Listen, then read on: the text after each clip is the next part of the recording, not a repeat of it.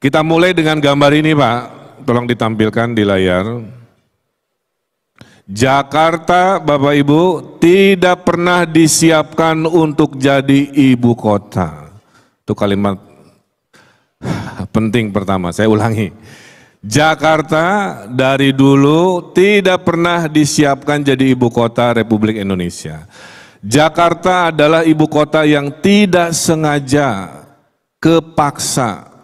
Ya, maka kalau ditanya kenapa harus pindah ke IKN, jawabannya yang pertama tadi Jakarta tidak pernah disiapkan untuk ibu kota.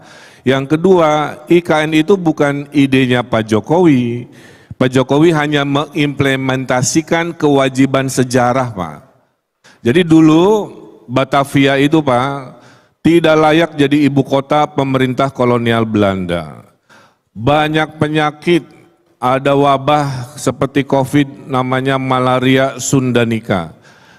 Berikut, maka dipindahkanlah ibu kota Nusantara, ibu kota kolonial Belanda itu ke Bandung Pak, kira-kira begitu ya. Jadi Bandung itu sebenarnya IKN kalau sejarah tidak bergeser Pak ya. Bandung sudah dibikin pusat militer, makanya semua jenderal pasti lewat Bandung Cimahi, kira-kira begitu ya. Kementerian Perhubungan sudah pindah, makanya PT KAI di sana dan seterusnya dan seterusnya. Tolong gambar berikutnya. Tapi gagal karena tahun 29 ada depresi besar ekonomi dunia dan tahun 42 Jepang datang, maka bubarlah IKN versi pemerintah kolonial Belanda. Jadi IKN itu Pak sudah dari dulu Pak, bukan sekarang. Kemudian Presiden Soekarno tahun 50-an memindahkan gagasan ke Kalimantan, ke Palangkaraya, tidak terwujud karena baru merdeka. Anggaran tidak cukup, politik masih ramai dan seterusnya. Zaman Pak Harto ke Jonggol, spekulan tanah, wah udah habisin tuh Pak tanah di Bogor sana, kayak kecelek, keburu sejarah reformasi. Nah di era Pak Jokowi lah kebutuhan sejarah itu diputuskan. Jadi kita harus mendukung keputusan besar bangsa ini. Ya, ini bukan urusan politik-politik praktis lagi, tapi sebuah mimpi besar bangsa yang besar. Kenapa Pak? Karena 1945 kita proklamasi sebagai negara merdeka, 2045 kita akan proklamasi sebagai negara adidaya. Dan negara adidaya itu bernama Indonesia, nomor 4 dunia, harus punya ibu kota sebagai etalase, sebagai wajah bahwa kita bangsa yang maju. Dan bapak-bapak yang duduk di sini, bapak ibu harus bersyukur karena kita menjadi pelaku sejarah di hari ini. Saya sampaikan ke Bapak Presiden, Pak, membangun ibu kota negara tidak mudah, banyak yang gagal. Ini contohnya. Berikut. Myanmar punya ibu kota Naypyidaw lah pokoknya gitu ya. Sepi Pak, karena kotanya tidak didesain sebagai kota, hanya pusat pemerintahan, mindahin kantor doang. Maka tidak ada namanya kota formal informal kayak miskin bercampur. Sifat kota itu harus bercampur Pak. Semua golongan harus hadir. Jangan dicontoh. Makanya Pak Bambang ya ini nggak boleh dicontoh. Berikut. Putrajaya Malaysia bagus desainnya Pak, silahkan main ke sana. Tapi setelah maghrib sepi Pak, Bu. Kenapa? Karena rumahnya masih di Kuala Lumpur, paginya ngantor di Putrajaya, dia sorenya pulang lagi. Malam sepi. Namanya kota, siang rame, malam juga rame. Karena semua jenis kegiatan ada di sana. Kira-kira begitu. Berikut. Yang terbaik di dunia pendapat saya adalah ibu kota Amerika Serikat. Didesain seperti IKN dari nol Pak, pakai sayembara pula ya. Dan butuh 100 tahun untuk menjadi Washington DC hari ini. Makanya Bapak Ibu jangan berharap dalam hitungan 5 tahun IKN akan luar biasa, harus bersabar. Kita Bapak Ibunya yang mendirikan IKN, anak cucu kita yang nanti menikmati IKN sebagai kota kelas dunia di 2045. Itu rutenya. Ya, berikut. Australia juga sama Pak. Ramenya di Sydney, ramenya di Melbourne, ibu kotanya sepi, kurang manusia. Kotanya keren, indah, tipikal Australia, tapi sepi. Maka berikut terakhir, nah ini adalah ibu kota yang terlalu luas, jauh-jauhan, akhirnya kurang manusiawi. Orang susah jalan, kepanasan. Maka saya bilang IKN di daerah yang banyak manusianya harus punya konsep namanya livable. Cirinya ada orang jalan kaki. Kalau di IKN Nusantara nanti tidak ada orang jalan kaki, kita gagal sebagai kota yang manusiawi. Kemana-mana harus naik kendaraan, kemana-mana harus naik mobil, itu ciri kota, kita mengulang kota yang keliru. Nah, Brasilia ini keliru kira-kira begitu menurut ilmunya. Nah, oleh karena itu berikut, Ibu kota Nusantara diputuskan di Kalimantan, tapi tidak di Palangkaraya karena kita butuh unsur air lautan yang menjadi bagian dari ibu kotanya. Maka kita pindah ke Penajam Pasir Utara di sini. Bapak Ibu kalau ambil garis Pak, itu kalau naik pesawat Pak, kurang lebih 3-4 jam ke arah barat, ke arah Aceh, ya. Dan dari IKN ke Papua, ke Manokwari juga 3-4 jam. Dan berita baiknya, IKN akan punya bandara sendiri. Kalau sekarang Bapak kalau ke IKN harus naik pesawat ke Balikpapan, naik mobil 2 jam baru ke IKN. Nanti setelah bulan Juni atau Juli, ya dari Padanis, kita akan punya bandara sendiri. Bapak bisa mendarat di bandara IKN, namanya belum kita putuskan.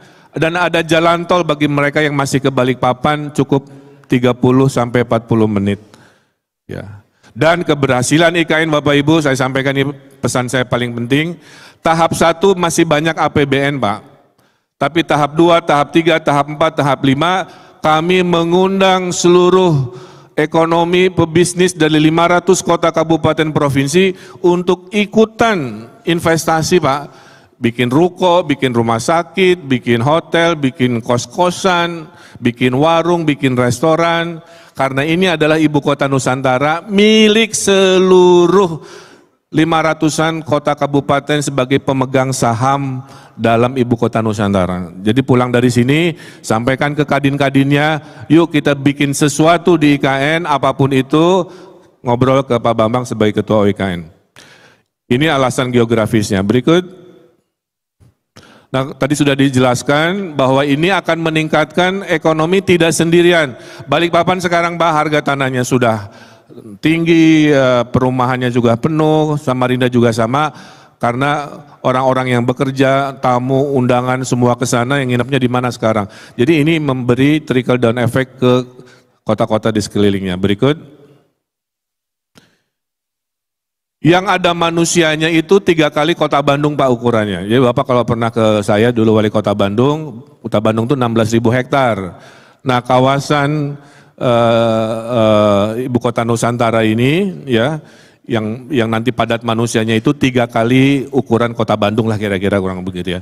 Kalau 3 kali kota Bandung 50-60 ribu hektar. Tapi seluruhnya kurang lebih 320-an dengan pengembangan dan wilayah airnya. Kira-kira begitu. Berikut. Ini tadi sudah diterangkan ya.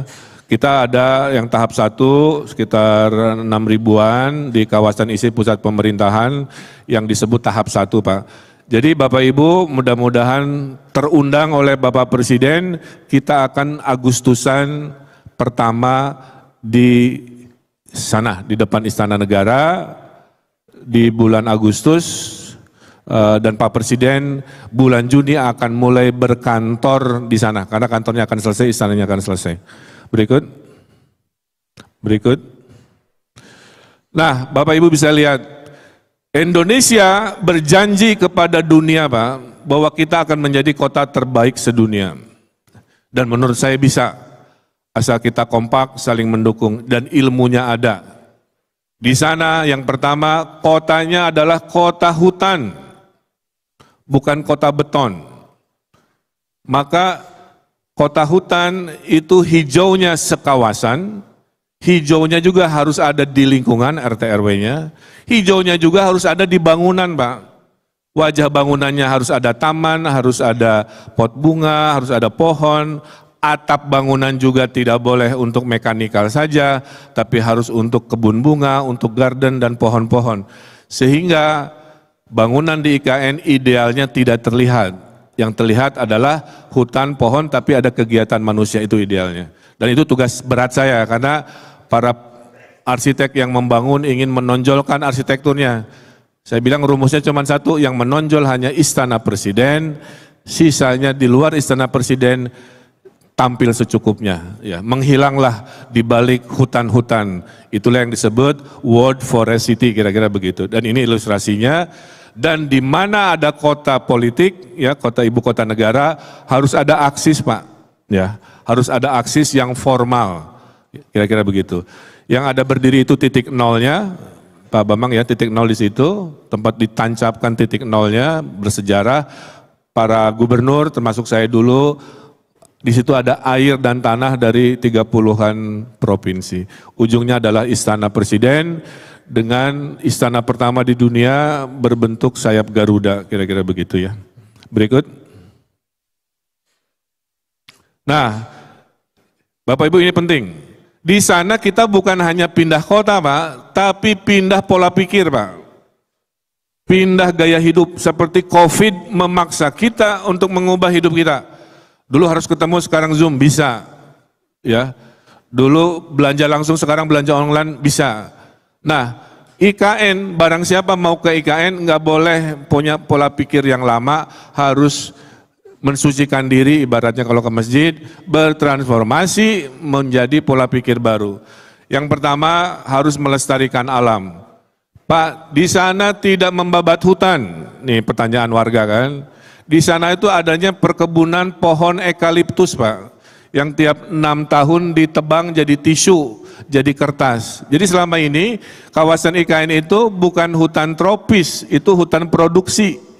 Yang tiap 6 tahun digunduli, ditanami lagi, digunduli lagi. Maka ini kita bukan membabat hutan tropis. Justru Pak Jokowi dan tim akan menanam 20-30 juta bibit pohon tropis. Hari ini nggak ada hewan, Pak. Ya siapa ya, karena nggak ada bunga. Kalau bunga nggak ada lebah, kalau lebah nggak ada burung, kalau burung nggak ada monyet, kalau monyet nggak ada macan, nggak ada. Nah nanti dalam hitungan tahun kita kembalikan keragaman tropis itu dengan 20-30 juta pohon tropis. Sehingga nanti bunga hadir, kupu-kupu hadir, lebah hadir, burung hadir, fauna hadir. Yang kedua adalah berikut. Ini ekologinya, kita membangun banyak danau di sana, menumbuhkan kembali hutan tropis, Pak. Kalau datang ke sana sekarang masih monokultur ya, nanti mah beragam rupa-rupa. Berikut. Nah, kenapa ada transformasi? Di sinilah satu-satunya kota di Indonesia yang seluruh suku bangsa, seluruh kota kabupaten boleh punya gagasan di sini. Jadi Pak Bambang menunggu gagasan Bapak Ibu dari Papua, dari Maluku, dari mau diapain IKN, silahkan terbuka karena ini milik bersama. Itulah bedanya kita dengan kota-kota lain yang terlalu homogen oleh suku bangsanya, oleh provinsinya. Di sini kota bersama ya. Jadi ini bukan, mohon maaf, bukan kota simbol Kalimantan Timur saja, tapi kota semuanya. Silahkan punya gagasan dan ditunggu. Berikut. Nah, hidupnya juga harus berubah. Di sini ada yang tinggal di tanah, rumah-rumah, ada yang tinggal di apartemen supaya hidup lebih efisien. Di mana punya hutan di bawah bangunannya, di dalam bangunan dan di atas bangunannya. Dan yang menarik, semua apartemen di sini nanti ada jembatan, Pak. Jadi Bapak kalau buru-buru, lagi kangen sama tetangga sebelah gitu ya, nggak perlu turun ke bawah, pencet lagi, cukup lewat jembatan antar apartemen, bahkan ke kantor Bapak Ibu, bisa cukup lewat jembatan tanpa bertemu aspal. Inilah konsep baru yang saya bilang, hidup lebih sehat, lebih banyak jalan kaki ketimbang hari ini gaya Bapak Ibu kita, saya juga dikit-dikit naik mobil, dikit-dikit naik mobil. Di sana kita ada multimoda. Berikut, mobilitas mayoritas harus jalan kaki, kalau bisa naik sepeda. Ada bis listrik yang sedang disiapkan, karena di sini kita sudah berjanji kepada dunia untuk zero emission, maka kendaraan bensin itu dilarang, Pak. Ya, nanti wayahnya bahasa Sunda, resikonya bahwa kalau ke sana, kalau masih pakai mobil bensin, tukeran dulu, pinjam mobil Bluebird atau mobil merek apa yang sudah listrik, ya, di perbatasan. Itu gitu Pak, di perbatasan nanti ada terminal-terminal untuk mengkonversi, mengganti mobil Bapak yang masih tidak ramah lingkungan pakai mobil listrik. Kira-kira gitu, ya. Berikut. Nah, dalam bekerja juga sama Pak. Jangan membayangkan kita punya meja sendiri. Nanti di IKN orang datang paling pagi boleh milih meja sendiri. Apakah di sini, apakah di sana. Orang yang datangnya telat, yang rezekinya telat, ya dapat mejanya telat, kira-kira begitu. Karena di sana nanti bekerja berbentuknya adalah yang sifatnya hibrid. Kemudian karena smart city Pak, Bapak bisa bekerja di atas pohon, bisa bekerja di pinggir sungai. Ya, bosen kan di dalam ruangan, mending ke pinggir sungai, koneksi ada, smart city, bisa bekerja di mana saja. Itulah yang disebut dengan blend with nature. Kemudian multi-layer. Multi-layer itu saya lagi ngantor, di sebelah lapang voli, di sebelahnya lagi amphitheater, sebelahnya pasar. Jadi kita benar-benar hidup boleh produktif, tapi kita tidak diklasifikasi lagi cara kerja kita seperti hari ini. Makanya nggak ada Pak kota dunia yang dipersiapkan serevolusioner ini kecuali Nusantara. Berbanggalah kita. Tapi sukses gagalnya tergantung kita mau berpartisipasi atau tidak. Ya. Kemudian ada seamless itu antar departemen, antar kantor ada jembatan, sehingga kalau mau rapat antar kementerian itu bisa lewat jembatan, bisa lewat sesuatu, dan juga tentang persiapan untuk work 5.0-nya ya, bahwa di masa depan teknologi akan menggantikan. Terakhir, berikut. Nah, ini lanjut aja, ini yang tadi kerja campuran, bekerja dengan lingkungan alam terbuka di mana saja, terus kemudian ini fungsi-fungsi campuran, ya berdekatan, tidak jauh-jauhan seperti hari ini, berikut. Ini koneksi antar kementerian, antar kantor, berikut. Terintegrasi semuanya dalam satu ruangan, dan terakhir adalah persiapan kita kerja dengan full digital, berikut. Terus.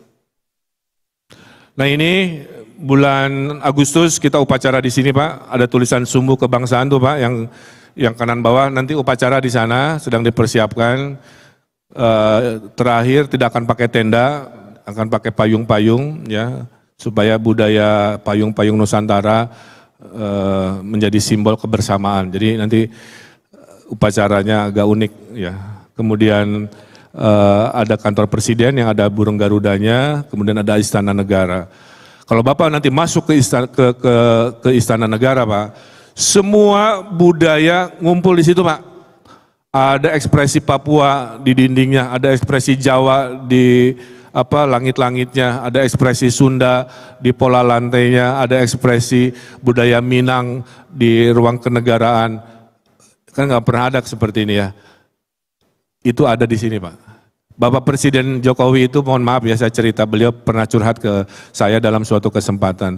Tiap menerima kepala negara dari Eropa Pak, di Istana Merdeka tuh, suka diceramahin, Pak Jokowi tahu nggak ini tuh artinya anu-anu, karena Istana Merdeka kan budaya Barat Pak. Jadi selama ini sampai hari ini ya, bangsa yang luar biasa ini istananya masih dengan simbol-simbol penjajah Pak. Nah disinilah kesempatan ya, nanti istana kita mewakili harga diri kita, martabat kita, semua kekayaan Nusantara nanti tumplek Pak, interiornya terekspresikan. Itu janji kami yang saya sangat banggakan. Berikut. Terima kasih. Tepuk tangan sekali lagi untuk PUPR, untuk yang, karena saya belum pernah dalam sejarah Republik ini Pak, kerja siang malam berinovasi, dikejar waktu, ya, mewujudkan tahap 1 dengan luar biasa, ya. Pak Danis mewakili Pak Menteri dan lain-lain. Saya saksi hidup, bersaksi tim PUPR dari sisi membangun, semua ilmu diturunkan Pak, ya, dari ilmu nyata sampai gaib semua hadir di sini. Kejar setoran 17 Agustus, tercapai Pak, coba. Saya bayangkan sebagian dari kita ke sana nanti meneteskan air mata, percaya Mas saya, ya luar biasa. Saya nggak bisa ceritakan di sini Pak, harus melihat wow-nya itu di sana. Berikut. Nah ini contoh tugas saya. Tadinya apartemennya kayak Jakarta Pak, kaca-kaca gitu kan ya, kayak Sudirman Tamrin gitu. Saya bilang nggak boleh, lupakan pola pikir itu. Di IKN harus hijau kayak hutan bawahnya, harus banyak air, banyak pepohonan, bangunannya harus ada balkon-balkon kehijauan, atasnya harus jadi hutan kecil, warnanya harus warna kayu supaya nyamar menjadi kayak hutan. Kalau bangunan bisa hilang, itu bagus, bukan bangunannya berteriak. Ini contoh yang terbaik untuk tipe apartemen yang sedang konstruksi. Ya, berikut, lihat kantor Pak Kapolri, ya keren begini, nggak ada di dunia. Masuk jalan-jalan silahkan ke seluruh dunia, nggak ada kantor polisi sekeren kantor polisi Republik Indonesia. Tepuk tangan untuk Polri. Nggak kayak kantor polisi Pak, kayak hotel di Nusa Dua, tapi isinya polisi, gitulah kira-kira ya. Jadi suasananya menyenangkan, bikin apa, tapi isinya polisi lagi bekerja melindungi kita. TNI juga sama, semua sama. Berikut, nih kantor polisi aja begini. Berikut, terus coba ya, ini kan taman, ada air, ada hutan dan lain sebagainya. Berikut. Ini jumlahnya puluhan Pak, yang saya tampilkan hanya 2-3 aja ya, mewakili imajinasi bersejarah ini luar biasa. Jadi kalau kita tidak bangga, kalau kita masih berdebat urusan IKN dengan urusan lain, menurut saya kita mundur ke belakang. Udah fokus aja ya. Semua juga pasti ada plus minus. Mau sampai kapan? Bung Karno kalau memulai IKN 57 emang akan disebut siap, pasti ada kritik juga, tapi sudah diputuskan, kita bela, kita dukung ya. Coba ini kantor Pak Sigit begini ya, sebagai polisi. Berikut terakhir, ini yang tadi pagi saya review, ini kantor lembaga penjaminan simpanan ya. Sama, hutan, tahap 2-nya juga menghutan, bangunannya menghilang, tapi canggih di dalamnya pakai HP, bisa ngapain aja. Nah, terus, udah ya. Nah inilah kira-kira nanti jalur pedestriannya, kita desain pohonnya tidak hijau, karena ada pohon yang bisa berwarna kan. 2 bulan dalam setahun pohonnya ungu semua, jacaranda. Dalam 1 bulan setahun pohonnya warna kuning. Ya, atau warna-warna partai kalau ada bisa kita akomodasi, karena ini milik bersama. Kabarkan saya kalau ada pohonnya biru atau oranye, ya kita bagi-bagi. Ya. Itulah kira-kira sedikit penutup dari kami, bahwa IKN ini adalah sebuah keputusan sejarah, bukan hal baru, dari zaman kolonial sudah ada, tapi takdirnya tidak datang, datangnya di zaman kita, yang sekarang Bapak Ibu sebagai kepala daerah. Kami tunggu ide-ide investasi, karena APBN tidak akan cukup Pak. Ya.